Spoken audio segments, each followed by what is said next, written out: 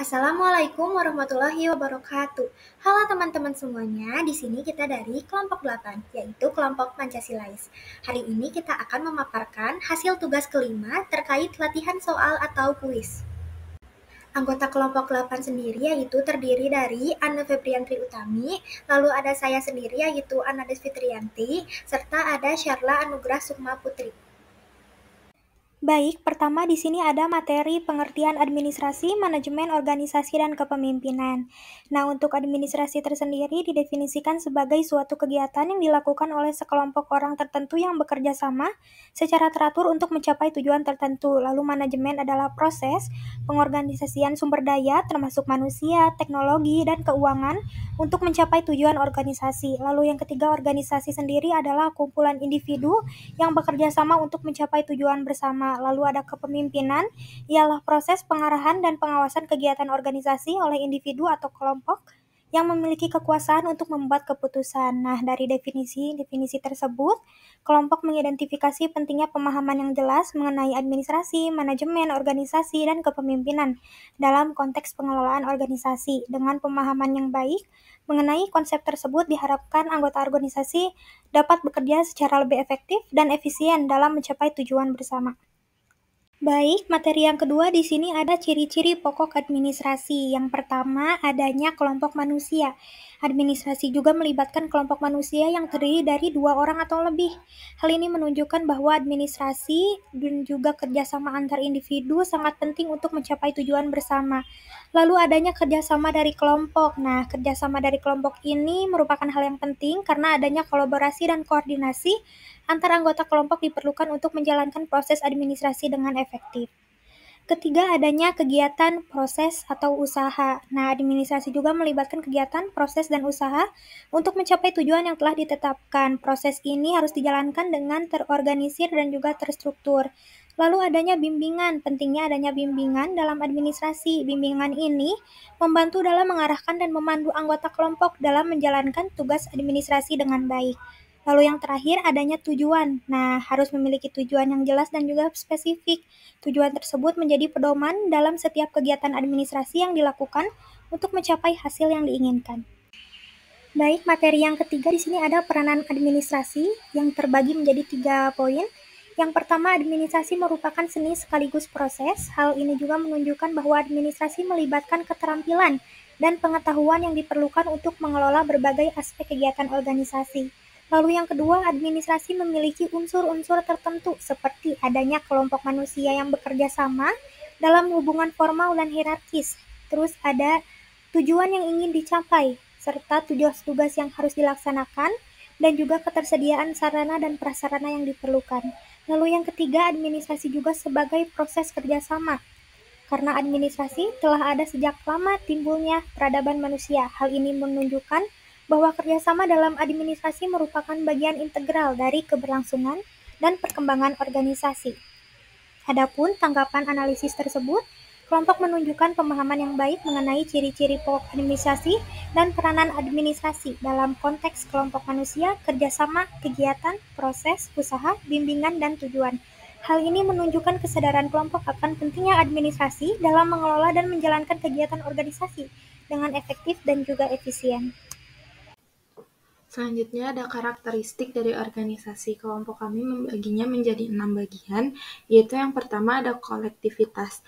Nah, kelompok mengakui bahwa kolektivitas adalah karakteristik utama dalam organisasi, di mana sekelompok orang bekerja sama untuk mencapai tujuan bersama. Kerjasama dan kolaborasi antar anggota organisasi sangat penting untuk mencapai kesuksesan. Yang selanjutnya adalah proses interaksi hubungan kerja. Kelompok memahami bahwa hubungan kerja yang baik dan efektif antar anggota organisasi merupakan bagian penting dari proses interaksi dalam mencapai tujuan bersama. Komunikasi yang baik dan kerjasama tim menjadi kunci dalam mencapai hasil yang diinginkan. Yang selanjutnya ada pembagian kerja. Kami menyadari bahwa pembagian kerja merupakan cara untuk mengatur tugas dan tanggung jawab di dalam organisasi sehingga setiap anggota dapat fokus pada area spesifik sesuai dengan keahlian dan perannya masing-masing. Yang keempat ada otoritas hierarki, yaitu kami mengakui bahwa struktur otoritas yang terorganisir secara hierarki sepenting dalam organisasi, di mana keputusan dan wewenangnya didasarkan pada tingkat hierarki yang telah ditentukan. Yang selanjutnya ada struktur, fungsi, dan peran, bahwa kami memahami bahwa struktur organisasi yang jelas termasuk fungsi dan peran masing-masing anggota membantu dalam koordinasi dan efisiensi. Yang terakhir adanya tujuan. Administrasi harus memiliki tujuan yang jelas dan juga spesifik. Tujuan tersebut menjadi pedoman dalam setiap kegiatan administrasi yang dilakukan untuk mencapai hasil yang diinginkan. Selanjutnya, kelompok kami membagi 3 kategori tujuan dari organisasi. Yang pertama ada pelayanan atau servis, bahwa kami menyadari bahwa pelayanan yang baik kepada pelanggan atau masyarakat adalah salah satu tujuan utama organisasi. Memberikan layanan yang sangat berkualitas dapat meningkatkan kepuasan pelanggan dan membangun reputasi organisasi. Yang kedua, keuntungan. Kami mengakui bahwa mencapai keuntungan atau profitabilitas adalah tujuan yang penting bagi keberlangsungan organisasi. Keuntungan yang diperoleh dapat digunakan untuk pengembangan dan juga pertumbuhan organisasi di masa depan. Yang terakhir ada tujuan sosial. Kami memahami bahwa pentingnya tujuan sosial dalam organisasi yaitu berkontribusi pada pembangunan masyarakat dan lingkungan sekitar. Organisasi bertanggung jawab untuk memberikan dampak positif bagi stakeholder dan lingkungan sekitar. Dari tanggapan atau analisis tersebut, kami menunjukkan bahwa pemahaman yang baik mengenai karakteristik dan tujuan organisasi dalam konteks kolektivitas, interaksi, hubungan kerja, pembagian kerja, otoritas, hierarki, struktur fungsi dan peran serta tujuan pelayanan, keuntungan dan juga sosial. Hal ini menunjukkan bahwa kesadaran kelompok akan pentingnya aspek-aspek tersebut dalam menjalankan organisasi secara efektif dan efisien. Selanjutnya ada terkait prinsip organisasi. Kelompok kami menerapkan 10 prinsip organisasi, yaitu yang pertama ada tujuan yang jelas. Nah, pentingnya memiliki tujuan yang jelas ini dan terdefinisi dengan baik agar semua anggota organisasi memiliki arah yang sama dalam mencapai tujuan tersebut. Yang kedua, spesialisasi. Spesialisasi ini sebagai prinsip pentingnya dalam organisasi, di mana setiap anggota memiliki peran dan tanggung jawab yang sesuai dengan keahliannya untuk meningkatkan efisiensi dan kualitas kerja. Yang ketiga, ada koordinasi. Koordinasi antar bagian atau unit dalam organisasi sangat penting untuk memastikan bahwa semua kegiatan berjalan secara terintegritas dan terkoordinasi. Yang keempat, ada wewenang. Pemberian wewenang yang jelas kepada setiap anggota organisasi dapat meningkatkan efisiensi dan memungkinkan pengambilan keputusan yang cepat. Selanjutnya ada tanggung jawab. Setiap anggota organisasi harus bertanggung jawab atas tugas dan keputusan yang mereka ambil, sehingga tercipta akuntabilitas dalam organisasi. Selanjutnya ada keseimbangan. Pentingnya untuk menjaga keseimbangan antara berbagai kepentingan dan aspek dalam organisasi seperti antara tujuan finansial dan juga tujuan sosial. Lalu ada delegasi. Delegasi ini merupakan prinsip penting dalam membagi tugas dan wewenang secara efektif di dalam organisasi. Yang selanjutnya ada kesatuan komando. Adanya kesatuan komando ini dapat meminimalkan konflik kepentingan dan memastikan arah yang jelas dalam pengambilan keputusan. Selanjutnya ada jenjang hierarki. Struktur hierarki yang jelas dapat membantu dalam aliran komunikasi dan pengambilan keputusan dalam organisasi. Yang selanjutnya ada rentang kontrol. Menentukan rentang kontrol yang tepat bagi seorang manajer atau pemimpin dapat mempengaruhi efisiensi dan efektivitas dalam pengelolaan sumber daya. Dari tanggapan atau analisis tersebut, kelompok menunjukkan pemahaman yang baik mengenai prinsip-prinsip organisasi dan kesadaran akan pentingnya menerapkan prinsip-prinsip tersebut dalam menjalankan suatu organisasi. Selanjutnya ada manajemen sebagai proses dan juga profesi. Yang pertama ada manajemen sebagai proses, yaitu melibatkan serangkaian kegiatan yang dilakukan untuk mengarahkan orang lain dalam mencapai tujuan organisasi. Proses manajemen ini terdiri dari 4 fungsi utama, yaitu planning, organizing, actuating, dan juga controlling. Dari tanggapan kelompok, bahwa kelompok memahami dengan baik mengenai konsep manajemen sebagai proses, bahwa fungsi-fungsi manajemen tersebut bertujuan untuk mengkoordinasikan dan mengintegrasikan kegiatan kerja agar dapat diselesaikan secara efisien dan efektif melalui orang lain. Yang selanjutnya, manajemen sebagai profesi yaitu melibatkan pengetahuan khusus dan persiapan akademisi yang intensif. Profesi ini dikelola oleh badan perwakilan dan membutuhkan spesialisasi tertentu. Contohnya seperti bidang kedokteran dan juga bidang hukum. Nah, dari tanggapan kelompok bahwa kelompok menunjukkan pemahaman yang baik mengenai kompleksitas dan tuntutan yang diperlukan untuk menjadi seorang profesional dalam bidang manajemen, juga menyadari bahwa manajemen bukan hanya sekedar pekerjaan tetapi juga merupakan proses yang membutuhkan dedikasi, pengetahuan, keterampilan, dan komitmen untuk terus berkembang dan berhasil dalam mengelola organisasi atau tim. Selanjutnya, terdapat materi manajemen sebagai fungsi. William Spriegel berpendapat bahwa manajemen sebagai fungsi itu dalam suatu organisasi yang berkaitan dengan arah dan pengendalian berbagai kegiatan untuk mencapai tujuan bersama. Nah, tanggapan atau analisis kelompok terhadap konsep manajemen sebagai fungsi adalah bahwa pendekatan ini memperlihatkan kompleksitas dari kegiatan manajerial yang melibatkan berbagai fungsi yang saling terkait. Dengan memahami manajemen sebagai fungsi dapat memahami bahwa setiap fungsi manajemen memiliki peran dan tanggung jawabnya sendiri dalam mencapai tujuan organisasi. Lalu adapun manajemen sebagai sistem, Sanusi Uwais mengungkapkan bahwa manajemen sebagai sistem merupakan tingkah laku manusia yang kooperatif yang diarahkan untuk mencapai tujuan tertentu melalui tindakan rasional yang dilakukan secara terus-menerus. Nah, tangkapan atau analisis kelompok terhadap konsep manajemen sebagai sistem bahwa pemahaman ini membantu dalam melihat organisasi sebagai suatu kesatuan yang terintegrasi, di mana setiap bagian atau unit memiliki peran penting dalam mencapai tujuan bersama. Dengan memahami hubungan antar bagian atau komponen dalam sistem manajemen, dapat merancang strategi dan kebijakan yang lebih efektif untuk mencapai kinerja yang optimal. Selanjutnya, manajemen sebagai kolektivitas orang-orang. Henry Fayol juga mengungkapkan, manajemen sebagai kolektivitas orang-orang adalah konsep manajemen melibatkan kumpulan orang yang bekerja sama untuk mencapai tujuan bersama. Dengan adanya tingkatan kepemimpinan, yaitu pimpinan atas, menengah, dan bawah dalam organisasi. Akan dijelaskan lebih lanjut, yang pertama pimpinan atas, yaitu pimpinan tertinggi dalam struktur organisasi yang merumuskan visi, misi, dan strategi organisasi. Lalu pimpinan tengah adalah kelompok pimpinan di tingkat menengah yang mengimplementasikan keputusan dan strategi dari pimpinan atas ke dalam tindakan operasional. Lalu terakhir, pimpinan bawah adalah kelompok pemimpin di tingkat terendah yang mengawasi pekerjaan sehari-hari karyawan di tingkat operasional. Adapun tanggapan dan analisis kelompok terhadap materi ini adalah bahwa pemahaman mengenai manajemen ini sangat penting dalam memahami dinamika hubungan antar individu dalam organisasi. Dalam setiap tingkatan kepemimpinan, setiap individu memiliki peran dan tanggung jawab yang berbeda, namun saling terkait untuk mencapai tujuan bersama. Oleh karena itu, kerjasama dan komunikasi yang baik antar individu dan organisasi sangat diperlukan untuk mencapai kinerja yang optimal. Kemudian, terdapat manajemen sebagai ilmu dan seni. Lader-Gulick mengungkapkan bahwa manajemen sebagai seni berarti kemampuan pengelolaan yang melibatkan aspek kreatif dan inovatif dalam menciptakan sesuatu. Lalu juga di sini ada Mary Parker Follett yang mengungkapkan bahwa manajemen sebagai ilmu berarti berusaha secara sistematis memahami mengapa dan bagaimana manusia bekerja sama untuk menghasilkan sesuatu yang bermanfaat bagi kemanusiaan.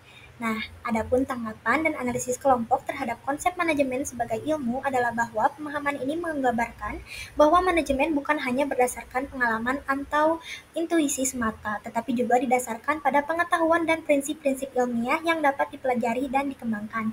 Sedangkan terhadap konsep manajemen sebagai seni adalah bahwa pendekatan ini menekankan pentingnya aspek keterampilan dan keahlian dalam praktik manajemen, meskipun manajemen melibatkan prinsip-prinsip ilmiah dan teori yang dapat dipelajari, namun kemampuan untuk mengaplikasikan pengetahuan tersebut dengan cara yang tepat dan efektif juga sangat penting.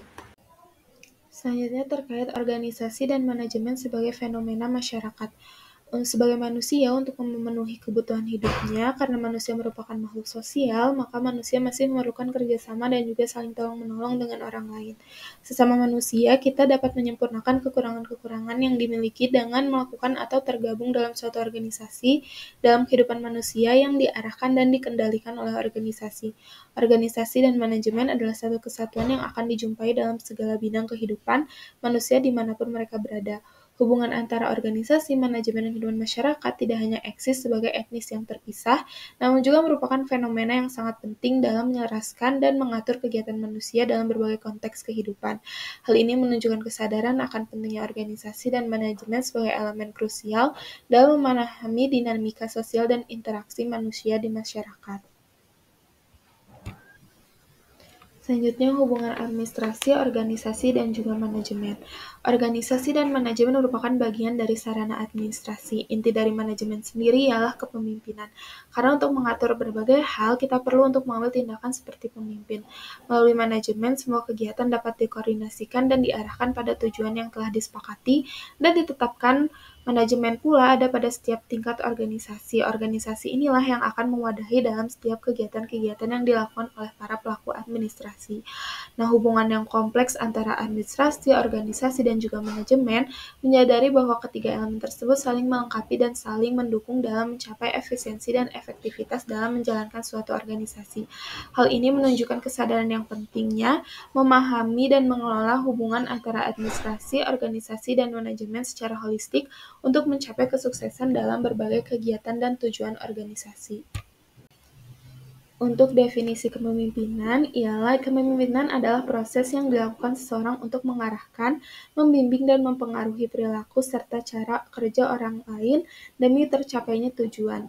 Kepemimpinan merupakan kemampuan seseorang dalam posisi manajemen untuk memujuk atau memacu bawahannya agar mau mencapai tujuan. Nah, menurut James A. F. Stoner mengatakan kepemimpinan adalah proses mengarahkan dan mempengaruhi aktivitas berkaitan dengan pekerjaan dari anggota kelompok. Nah, dari tanggapan tersebut menunjukkan bahwa pemahaman yang baik mengenai konsep kepemimpinan yang pentingnya, karakter serta keterampilan kepemimpinan dalam konteks manajemen menyadari bahwa kepemimpinan bukan hanya tentang memerintah, tetapi juga tentang memotivasi, membimbing, dan mempengaruhi orang lain untuk mencapai tujuan bersama. Hal ini menunjukkan kesadaran akan kompleksitas peran seorang pemimpin dan pentingnya pengembangan karakter dan keterampilan kepemimpinan yang efektif. Selanjutnya di sini ada tabel pertama terkait hubungan kepemimpinan organisasi, manajemen, dan administrasi. Nah, dari tabel tersebut, kelompok dapat menyimpulkan bahwa kepemimpinan organisasi, manajemen, dan administrasi saling terkait dan memiliki peran yang penting dalam keseluruhan fungsi sebuah organisasi. Kepemimpinan bertanggung jawab dalam menginspirasi dan mengarahkan orang menuju pencapaian visi misi organisasi. Lalu organisasi juga merupakan struktur dasar yang mendukung kerjasama antar individu untuk mencapai tujuan bersama. Lalu ada manajemen yang berkaitan dengan pengaturan sumber daya dan proses agar tujuan organisasi dapat tercapai secara efektif. Nah, sedangkan administrasi bertanggung jawab dalam menjaga kelancaran operasional dan administratif organisasi sesuai dengan aturan dan prosedur yang telah ditetapkan. Kami pun di sini membuat matriks hubungan antara kepemimpinan, organisasi, manajemen, dan juga administrasi. Nah, dari matriks tersebut, kelompok dapat menyimpulkan bahwa setiap aspek yaitu kepemimpinan, organisasi, manajemen, dan administrasi memiliki peran yang berbeda, namun saling terkait dalam konteks keberhasilan sebuah organisasi. Nah, untuk kepemimpinan itu sendiri berfokus pada hubungan dengan bawahan dan tim kerja, serta memiliki peran dalam pengambilan keputusan, pengarahan, dan motivasi. Lalu yang kedua, organisasi. Nah, organisasi ini berkaitan dengan pembentukan dan pengembangan tim kepemimpinan, serta menyangkut struktur organisasi, budaya organisasi, dan tata kelola. Lalu yang ketiga, manajemen, melibatkan tugas memimpin dan mengarahkan karyawan, menerapkan kebijakan organisasi, serta pengelolaan operasional dan evaluasi kerja. Lalu yang terakhir, administrasi. Nah, administrasi ini melibatkan penyusunan dan pelaksanaan kebijakan administrasi, pengelolaan administrasi umum, dan administrasi keuangan. Untuk listen learn, sebagai mahasiswa APN, terdapat beberapa listen learn yang dapat diambil dari deskripsi yang telah kami paparkan, yaitu pertama, pentingnya memahami hubungan antara kepemimpinan, organisasi, manajemen, dan administrasi dalam konteks keberhasilan sebuah organisasi. Yang kedua, diperlukan keterampilan kepemimpinan yang baik untuk dapat menginspirasi dan mengarahkan tim kerja menuju pencapaian tujuan bersama. Yang ketiga, memahami struktur organisasi dan budaya kerja yang ada dalam suatu organisasi untuk mendukung kerjasama dan kolaborasi antar departemen.